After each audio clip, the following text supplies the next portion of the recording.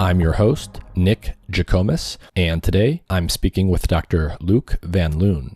Dr. Van Loon is a professor of the physiology of exercise and nutrition in the Department of Human Biology at Maastricht University in the Netherlands, and his lab studies exercise physiology and nutrition. They look at things like skeletal muscle metabolism, the skeletal muscle adaptive response to exercise, the impact of nutrition and exercise interventions on muscle metabolism in health and disease, and a lot of stuff related to that. So sports nutrition, aging, resistance versus endurance exercise, all that stuff. And we talked about exercise science broadly speaking. We spent some time early on talking about different macronutrients and how the body uses them for energy, so fats versus carbohydrates versus protein. We spent a good amount of time talking about protein in different ways, animal versus plant proteins, and how the digestibility and absorption of those proteins varies depending on the food source you're getting the protein from. We talked about essential and non-essential amino acids and how the individual amino acids that we consume are not just the building blocks of protein,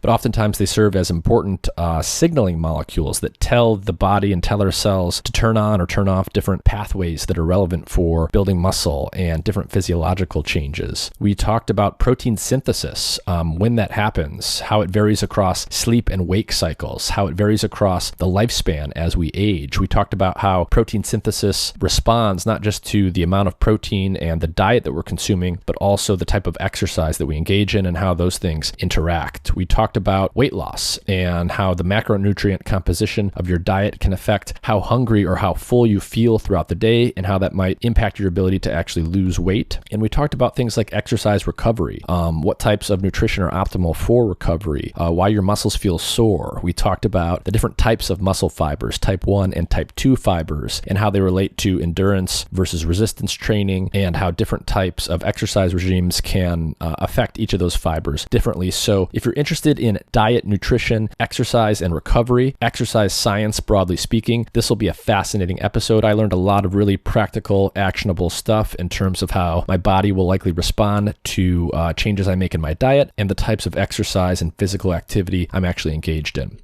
As always, if you enjoy the content I'm producing on Mind and Matter, please like, share, and subscribe. The best way to help the show grow is to share your favorite episodes with family or friends. You can also sign up for my free weekly newsletter at mindandmatter.substack.com. That newsletter will give you updates about the podcast, such as upcoming guests, interesting research that I'm looking at that's coming out that's related to the subjects that I cover on the show, and some other interesting content that's science related that you'll like if you like what I cover on the podcast. That Substack also has my writing. I often write about subjects that are similar to the ones that I cover on the podcast, and a lot of times I integrate what I've learned across various episodes into articles about various subjects. This episode is supported in part by Athletic Greens. Their main product, AG1, is a comprehensive and convenient daily nutrition product containing 75 vitamins, minerals, and whole food sourced ingredients with less than 1 gram of sugar per serving, no nasty chemicals or artificial anything. It's gluten and dairy free and compatible with paleo, vegan, vegetarian, and ketogenic diets. AG1 is a quick and convenient way to supplement your diet to help ensure your body is getting the nutrients it needs. It comes in powder form, and you can mix it in water and drink it, or you can put it into a smoothie or a shake or something like that. I mix it into water and drink it with the first meal of each day, and it's super convenient. If you go to athleticgreens.com/mindandmatter, Athletic Greens will give you a free 1-year supply of vitamin D and 5 free travel packs with your first purchase. Their vitamin D product comes in tincture form, so you just take 1 drop each day. A large fraction of the population is actually vitamin D deficient, especially in winter months when we get less sun exposure, and vitamin D is super important for the proper function of the immune system and for a variety of other things. And there's even evidence indicating that vitamin D deficiency is correlated with more severe cases of COVID-19 in those who get infected. Every time I go into the doctor each year for a checkup, I'm always told that vitamin D deficiency is very common and I should be supplementing on a daily basis. So visit athleticgreens.com/mindandmatter or click the link in the episode description. You'll get a free 1-year supply of vitamin D with your first purchase. Hey everyone, I want to take a minute to tell you about a really cool health monitoring device I've been using for several weeks. It's called Lumen, and it's a handheld, pocket-sized device with a sleek design. It measures CO2 levels in your breath, which allows their technology to determine the extent to which your body is burning fats versus carbohydrates. Lumen helps improve your metabolic flexibility, your body's efficiency in shifting between using fats and carbs. It improves your ability to burn fat, which decreases your hunger levels and makes your body less dependent on snacking, and it can increase your energy levels by helping you develop a high-functioning metabolism. I use this device in the morning, before bed, and after meals and workouts to track my metabolism. With just a couple weeks of use, I learned a lot about which foods were causing my body to burn mostly fat, mostly carbs, or both, as well as how long I need to fast each day to promote fat burning. Lumen is great for anyone looking to optimize their health for either weight loss or athletic performance. The easy-to-use app allows you to track your results together with what you're eating and how you're exercising, and it syncs with other devices like the Apple Watch. Click the link in the episode description to learn more and use the code MIND, M-I-N-D, in all capital letters to get $50 off your Lumen device today. And with that, here's my conversation with Dr. Luc van Loon.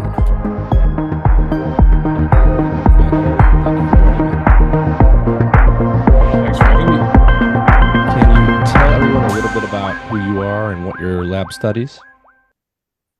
Yeah, so I have a chair in Physiology of Exercise and Nutrition. I basically supervise a group of researchers, about 30 people here at Maastricht University Medical Center. We study basically the interaction between physical activity and exercise and nutrition.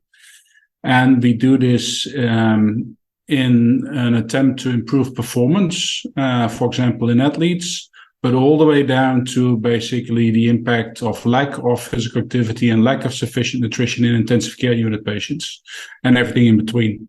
So anywhere where we can actually affect the interplay between nutrition and exercise.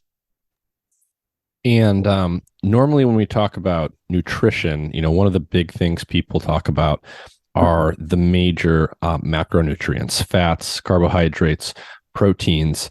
Can you give people just a very basic overview of what those things are and how the body utilizes each type of macronutrient for energy? Yeah, so it's interesting. From my career, I basically started with the interaction between carbohydrate and fat metabolism, and my lab now mainly revolves around protein metabolism. So I have experienced some of the work in the different fields. So you have three basic macronutrients: carbohydrates, fats, and protein. The carbohydrates and the fats are basically substrates for energy provision, so fuels basically. There's one big difference between the fuels, carbohydrates, and fats. Fat basically gives you a lot of energy per gram, almost twice as much as carbohydrates. With fats, you can actually perform lower intensity exercise for a prolonged duration. And that's a nice thing. And that also makes it very efficient fuel source because you can actually store a lot of energy in the form of fat. That's why most of our energy stored in our body is stored as fat, because if we would store it as carbohydrates, we would basically become twice as heavy. But the carbohydrates are an important fuel source because you can actually sustain high intensity exercise with carbohydrate oxidation. And that is because with high intensity exercise, it's easier to get the energy that is actually inside the carbohydrate, get them out faster. So in people that don't have a nutritional or biological background, I always explain it that fat is like diesel and carbohydrates are like kerosene. So your body always uses a combination of the two to mix and match in order to have the optimal performance. And that's also one of the reasons why you always hear about athletes taking carbohydrate drinks and stuff like that, because your total storage of carbohydrates is much smaller than fat.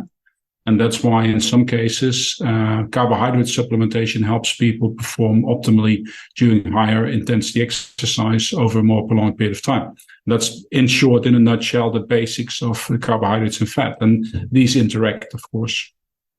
Protein can be used as a substrate for energy provision, but it's not very efficient on that, and the body doesn't really do it.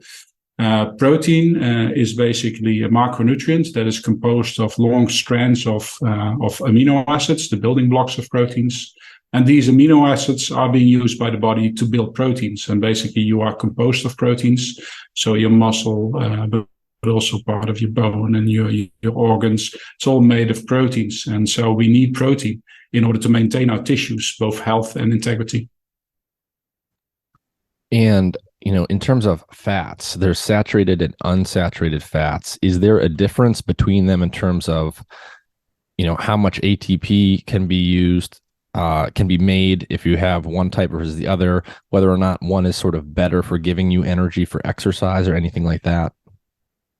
Yeah, I mean, for fats, it all depends on, of course, the size of the chain. You have short chain fatty acids, you have long chain fatty acids, you have triacylglycerol. So you have all kinds of fats. So that all differs between the different fats, and it's not necessarily a discussion about saturated or unsaturated fatty acids. That has much more to do with, of course, health benefits of that, and it's far beyond my level of expertise. Got it. And then in terms of, protein is used, it can be used for energy, but it's primarily used, to make the proteins of the body that do stuff. And I know that, so proteins are made out of amino acids, and I know that there's essential and non-essential amino acids, and that can be important when it comes to thinking about diet. Can you just give people a basic overview of essential versus non-essential amino acids? Yeah, I think I'm always confusing my students with this. So in general, proteins are not being used as a substrate, exactly what you say. But of course, there are situations where you do. Look at people that are in a concentration camp, for example, or doing a hunger strike, or a severe deprivation or anything. You actually see that they start burning their muscle. So you can actually just use a substrate, protein as a substrate, but on the normal fat conditions, basically it only contributes very little to energy provision. Now, proteins exist in basically conglomerates of amino acids as the building blocks of proteins.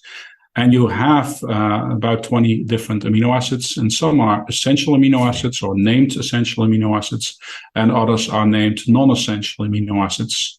The essential amino acids are being called this because the body can't synthesize these amino acids themselves.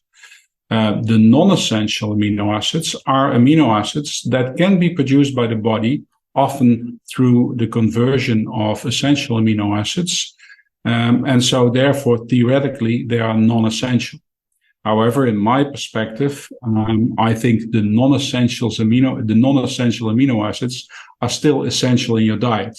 Of course, that is always confusing the students, because then I'm actually telling that the non-essential amino acids are essential. But it only refers to the capacity of the body to endogenously synthesize them. I see. So essential amino acids, you absolutely have to get them from diet because your body can't make them at all.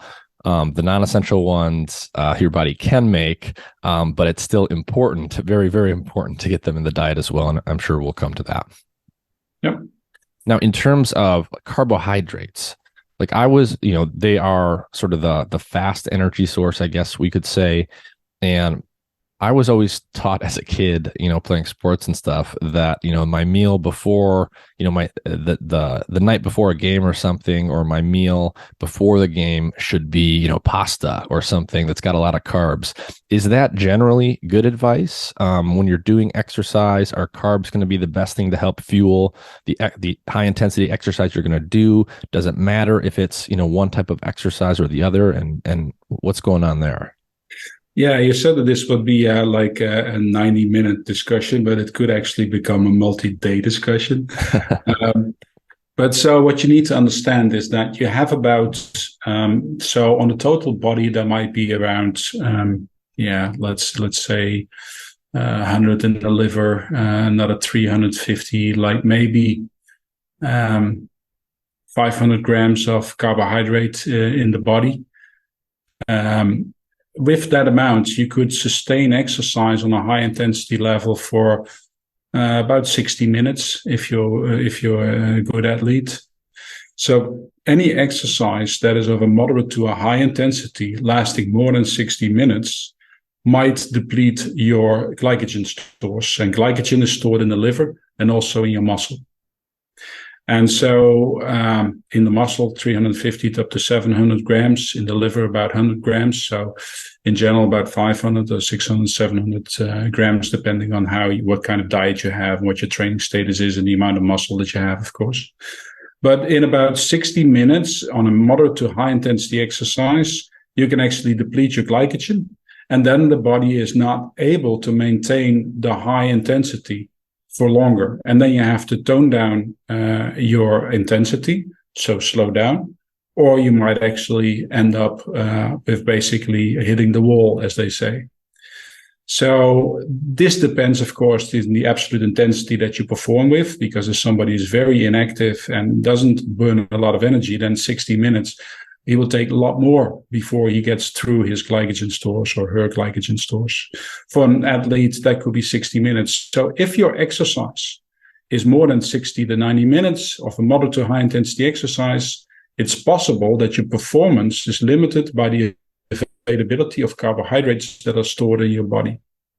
In that case, you can actually do two things to prevent depletion of your glycogen stores by either storing up, fueling up, so ensure that your tanks are full with carbohydrates, and or provide additional carbohydrates during the physical activity. Now, what a lot of endurance athletes do is several days before an important competition, where the competition or the type of exercise might deplete your glycogen stores, they start fueling up with a lot of carbohydrates. So they use basically a high carbohydrate diet. And they actually increase the amount of carbohydrates in their diet on a daily basis up to the level that almost from 50 to nearly 70% of their energy in their diet is provided by carbohydrates. They titrate down their training amount in the first few days before exercise, and that loads up your tank, so you have a maximal amount of glycogen in your muscle. Then in the morning, like 2 hours before the competition, they typically have a small meal, a small carbohydrate-rich meal, which also loads up the liver, the last part of the liver, because overnight the liver has been giving some of the glycogen into the systemic in the blood in order to maintain glucose levels. So you fill up the glycogen as well, and then all your tanks are basically full when you start the exercise. Now, it makes it possible that you don't need any carbohydrates during the exercise, but of course, if you have like 7 hours of cycling or whatever, you are going to need additional carbohydrates being ingested during the exercise. And that's why people invented sports drinks and gels and all of that stuff. I see. So if you're doing high intensity exercise for an extended period of time where there's a risk of using up all of your glycogen stores, you definitely want to eat carbohydrates beforehand. So Exactly. So if you're doing the Tour de France or you're just working out really, really hard, you want to eat a high carb meal the night before and probably get some carbohydrates a couple hours or so before your exercise. And if you do that, you'll have enough fuel to maintain that high intensity. And if you don't have enough, nothing catastrophic will happen. You just won't be able to perform at like peak level. Correct. Or if you still try and you get depleted, you might actually get hypoglycemic. And then what people call you hit the wall and you have to basically stop cycling because you're exhausted. But in general, it just means you have to titrate down your intensity so you can't keep up with the pack anymore. I see. And is there, does high intensity, is that just defined by, the amount of fuel you're burning, period, or does it additionally matter in some way, whether you're doing like an endurance type of exercise versus weightlifting or something like that? Very good question. So I'm basically talking about moderate to high intensity exercise because, you can't keep up high intensity exercise for 7 hours. So it completely depends on your definition of moderate to high. But moderate to high intensity exercise, so basically competitive intensity, but also intermittent type exercise activities like playing soccer, for example, where you do repeated sprints basically, or basketball or whatever. That is also a way to really go through your glycogen stores very rapidly, even though it's not continuous exercise, because especially the high intensity exercise also uses a lot of the carbohydrates. So even 90-minute soccer game will actually cause a lot of depletion of your glycogen stores. So it's the same for those kind of activities. And is there a difference between like the different types of carbohydrates in terms of how quickly they can be used for energy or any other considerations? So, glucose versus fructose, the carbs that you're going to find in like a pasta or something like that. Yeah, so basically all carbohydrates are generally used as long as they're digestible. But especially for during exercise and also for post-exercise repletion of your glycogen stores, they typically use high glycemic foods, so rapidly digestible, easily available. And in those cases, if you look at, for example, gels or sports drinks for during exercise, it's often composed of glucose, maltose, which is basically two glucose molecules together, or longer chains of glucose polymers like maltodextrin. Sometimes with fructose or sucrose. Sucrose is what we find in our sugar cubes, which is basically a disaccharide, so it's glucose and fructose coupled together. That's sucrose. That's the sugar that we know from the sugar cubes or the sugar that we put in our coffee. All of those sources are basically can be used and are rapidly digestible, rapidly available, and rapidly oxidized. There seem to be limitations to the amount of carbohydrates that you can ingest during exercise that becomes available in the circulation and can be used for oxidation. And it's typically for glucose that's around 60 to 70 grams per hour. So 1 to 1.1 grams of oxidation, grams per minute that are being oxidized. So you don't need to ingest more than 60 to 70 grams. However, a while ago, people also found out that the top athletes can actually consume up to 90 grams per hour and actually oxidize it, but only if they combine that with fructose. Now they have the popular term of multiple transportable carbohydrates, which basically says that the limitations in glucose is the uptake in the intestine, and fructose follows a different pathway. So if you combine glucose and fructose, basically the top athletes can go up to 90 grams per hour. Most of our mere mortals will never get above the 60 grams per hour probably. But that is basically the limitation that you have. So it's not a limitless amount of carbohydrates that you can supply, even if you have the right carbohydrate source during exercise. I see. So for high intensity exercise, like a sports drink that has sugar in it, like Gatorade or something, that actually is a good choice. Depends on what your aim is. If your aim is to maintain moderate to high intensity exercise for a prolonged period, then sports drinks can prolong performance and reduce fatigue. Of course, the question is, what is your aim of your exercise? Is your exercise to perform maximally, or is it to burn fat or to look better, or is it for health perspectives? That is always the discussion, of course. I mean, you know how it goes. I might still be able to lose about 10 kilograms of excess fat that I have on my body, but I still buy a racing bike that is under 10 kilograms. So a lot of people are still trying to optimize performance, even though we're not professional athletes and we don't have to pay our mortgage from our sports performance. So it completely depends. If you want to maximize performance for some reason, and it's very special to you, then sports drinks can improve your performance. I see. But if you're the average person who's probably not performing at an elite level, and your goal is to lose weight, that could end up being counterproductive. Yeah, I mean, you've seen. I assume that you have gone to see a gym inside, and you see people sitting on one of those benches where you can do ab crunches, and they sit there for about an hour. They drink one of those sports drinks, and you can actually easily you don't need a calculator to actually tell them that they actually ingested more calories than they burned on that bench.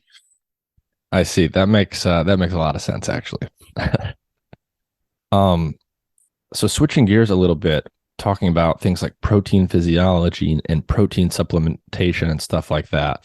So if you're doing resistance training and your goal is to build or maintain muscle mass, that's the context I want to think in here. One of the big areas that you just hear a lot about these days is plant versus animal-based foods and diets, and plant versus animal-based proteins. Can you start off by talking a little bit about, are there like fundamental differences between animal and plant proteins in terms of their structure and how the body actually like digests them?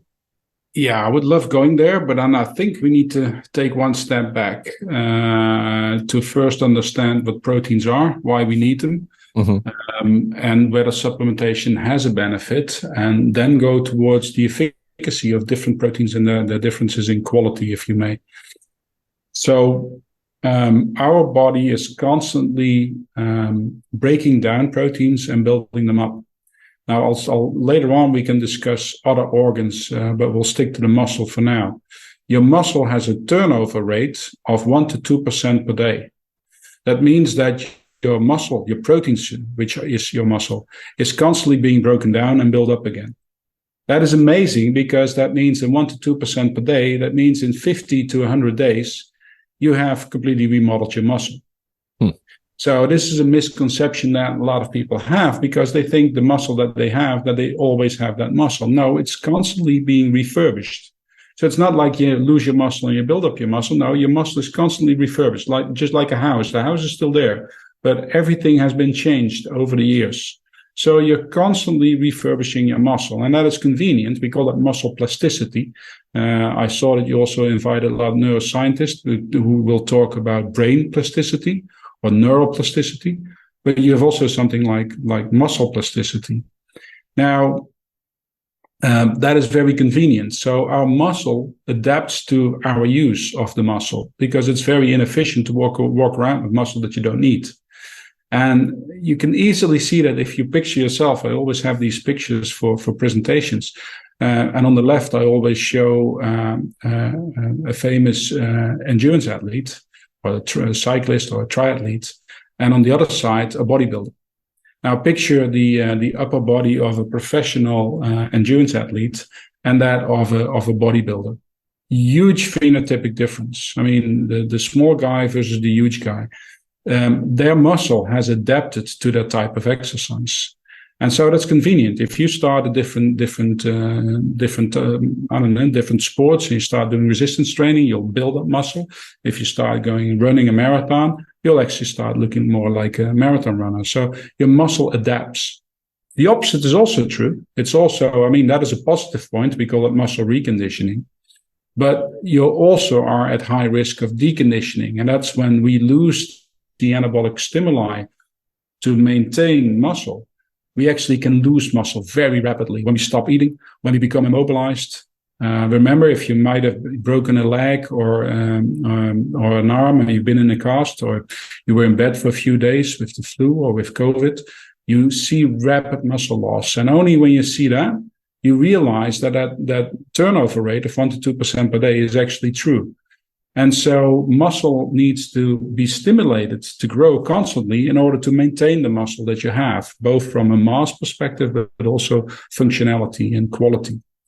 And so this is something that we do every day, because we get these stimuli every day. And that sounds very tiring, but these stimuli we have every day. It's physical activity and food intake. And so physical activity is one factor. And the other factor is simply food intake. If you ingest protein in the form of a meal, you will actually stimulate muscle protein synthesis directly. Following digestion of your protein, the amino acids appear in the circulation. They actually at some point reach the muscle, and they directly stimulate the muscle to stimulate muscle protein synthesis. It's really awesome to see this, and this, of course, has been known in research for a long time. We've done some work to actually show this and make it even more clear to people what is really happening, and I'll come to that later. But simply eating stimulates muscle protein synthesis. So it's an important factor to maintaining muscle. Mm-hmm. And I suppose that's why when people are bulking up, they simply just eat more protein. Yes, but it doesn't necessarily mean that more protein is actually building more muscle, because if that would be so, then I could basically sit here and gulp away protein supplements or eat tremendous amounts of eggs and meat, and I would be 300 kilograms of fat-free mass by the end of the year. It doesn't work like that. So it's a much more difficult, complex system, where the interaction between physical activity and food intake are into play. What is really interesting to see, if you perform physical activity and you eat afterwards, your capacity to increase muscle protein synthesis is actually increased. So in other words, physical activity makes your muscle more sensitive to the anabolic response to food intake. So these two factors have synergy. And that's why there's a lot of discussion, or there's a lot of interest in combining physical activity with protein intake, because they actually benefit each other. I see. So that would imply that the timing is also crucial here. That, you know, if physical activity, resistant training is priming your body to be more sensitive to its anabolic response to food ingestion, protein ingestion, then when you eat relative to when you work out would seem to be very important. Do we know much about sort of what the optimal timing is there? Yeah, I mean, this is something that my lab is particularly interested in. So most of the studies, we basically perform exercise or not exercise, and then we eat something in the morning and then respond and then see the response in the next few hours using stabilized dope tracers and stuff like that. But how one meal affects the other meal and the other meal, etc., we don't know. We've worked around, so if every meal, we now believe that basically every meal should have enough protein to get a nice anabolic response, so that on a 24 or 48-hour level, you basically have best muscle maintenance. So that means every meal, breakfast, lunch, dinner, should provide enough protein. Now, we also have an issue with a lot of patients that, for example, lose a lot of muscle during a period where they can't eat a lot. And so we try to add another meal in the day, which is similar to what a lot of athletes do as well, because most athletes eat more than 3 times a day. So to increase the number of anabolic points throughout the day. And we started doing that prior to sleep. And the first study we did was pretty cool, is we actually provided people with protein while they were sleeping. So we had a bunch of older people that were willing to participate in these studies. So what we would do is actually would take a muscle biopsy from their leg, then start a tracer infusion overnight, and provide them with intrinsically labeled protein at 2 o'clock while they were sleeping via nasogastric tube. And then actually we could, by taking blood samples out of retractable line, so they wouldn't wake up. And then I would wake them up in the morning with a muscle biopsy, basically. It's amazing that these guys actually sign up for it. It's really awesome to work with these people. And so what we could see in that study, and this is really a proof of principle study, because we wanted to know whether the gut, so the gastrointestinal tract, is capable of digesting protein, whether those protein-derived amino acids are released into circulation, and whether they are incorporated into muscle and stimulating muscle protein synthesis. Now, that all worked. So even if you provide that protein in the gut at 2 o'clock at night while they're sleeping, you see that next, it's nicely digested and absorbed, and stimulates muscle protein synthesis during sleep. So this is a strategy that you can use to prevent or attenuate muscle loss in patients at higher risk of losing muscle over a certain period of time. Now, strangely enough, when we published that study for the first time, because afterwards we've done it again in other settings, is we got a lot of calls from coaches that were actually reading that literature. I was surprised by that, asking me where they could get those nasogastric tubes. Now, that was scary, because they didn't get that this was a proof of principle study, just showing that your gut functions at night and that you can have muscle protein synthesis during sleep. But of course, the easy translation of this research is simply that you can have a protein-rich snack before you go to bed. So between your evening dinner and going to bed. And that is an issue in a lot of hospitals also here, is that people get their evening dinner like 5 or 6 o'clock in the evening, and then they don't ingest any protein for up to the breakfast the next morning. And that's a very long period to be without protein, especially when you're at high risk of losing muscle. So this is basically the proof of principle to suggest that a protein-rich snack in the evening can help you to preserve muscle mass during a period of for example, inactivity or reduced food intake or whatever. And of course, it's now also used, and we've also done this with athletes, recreational athletes, being used by athletes to optimize recovery, for example, during heavy training periods. So, for example, most of us, if we exercise, we do this in the evening. And so if you already had your dinner, you're exercising later in that evening, it's good to have a protein-rich snack after the training session in order to allow the adaptive response, the recovery, if you may, during overnight to optimize that and provide sufficient amino acids to support that adaptive response and basically improve the efficiency of your training. Mm-hmm. And does this have anything to do with circadian rhythms and circadian effects of protein synthesis at a cellular level? So in other words, what part of the sleep-wake cycle is most of the protein synthesis occurring? Is it occurring at all times to some extent? Is it concentrated during sleep or during waking? Yeah, the concepts that we basically have, I mean, there's not much stuff done on nightly protein synthesis, is that we believe that all 3 meals, so basically the 3 meals throughout the day, will stimulate muscle protein synthesis, reduce protein breakdown, so there's a net positive response. And then during the night, when you're basically depleted of protein, you have a negative protein balance, meaning your protein synthesis is not stimulated and protein oxidation is a bit increased. And those two will keep in balance, so you maintain your muscle mass in the longer level.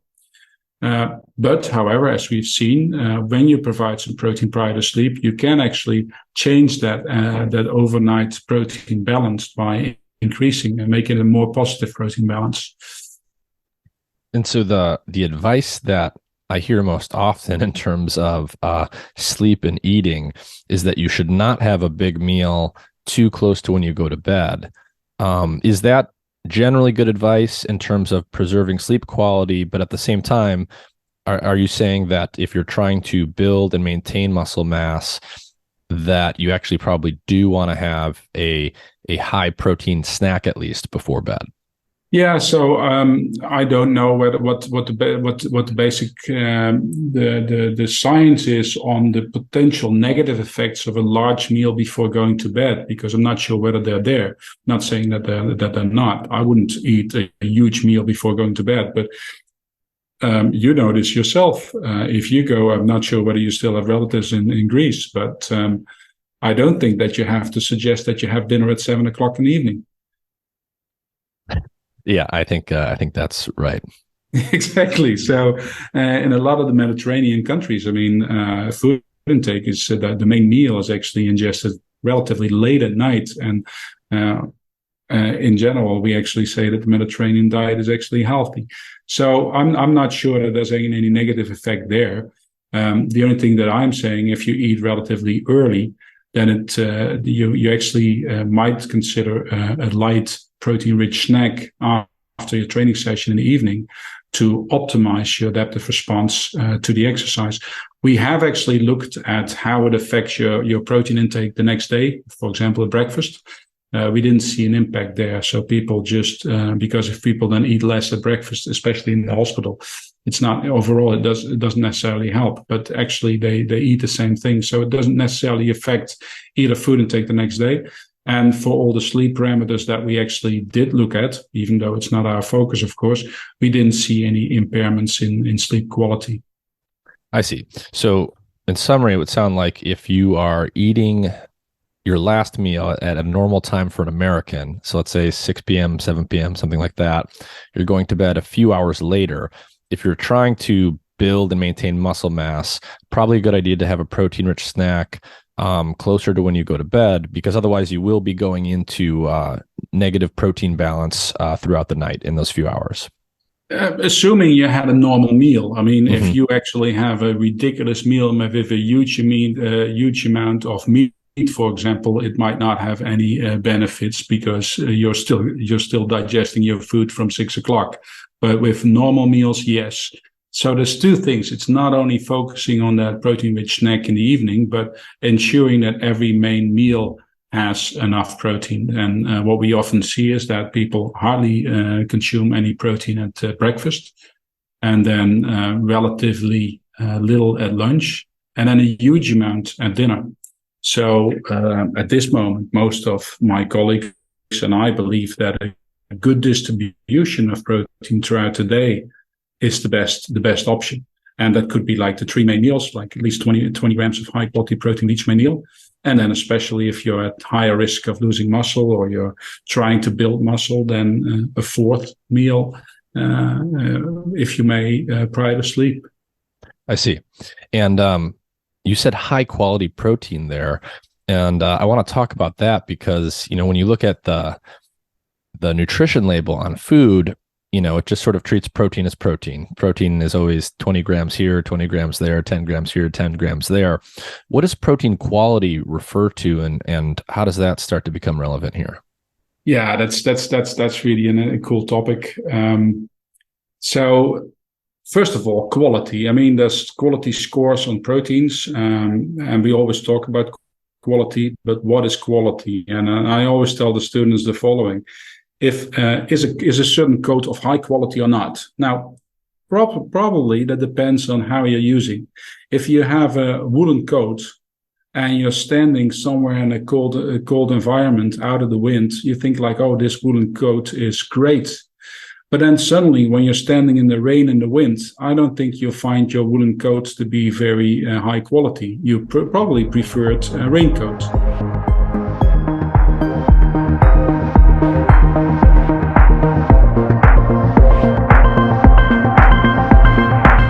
If you're hearing this, you are listening to the free version of the Mind and Matter podcast. The first part of episodes are freely available to all listeners, and the full episode is available to paid subscribers at mindandmatter.substack.com. Paid subscriptions help sustain the podcast and increase the quantity and quality of the content I produce. However, I don't want anyone to miss out on learning from my guests just because they can't afford a subscription. If you're interested in hearing full premium episodes but can't afford a paid subscription, simply sign up for my free weekly newsletter, send me an email, and I will give you a free paid membership, no questions asked. Paid subscribers enjoy benefits like ad-free episodes, early access, and other subscriber-only content on the Mind and Matter Substack. As always, I thank you for your support. No matter how you engage with Mind and Matter, the simplest and most effective way to provide support is to share your favorite episodes with family and friends.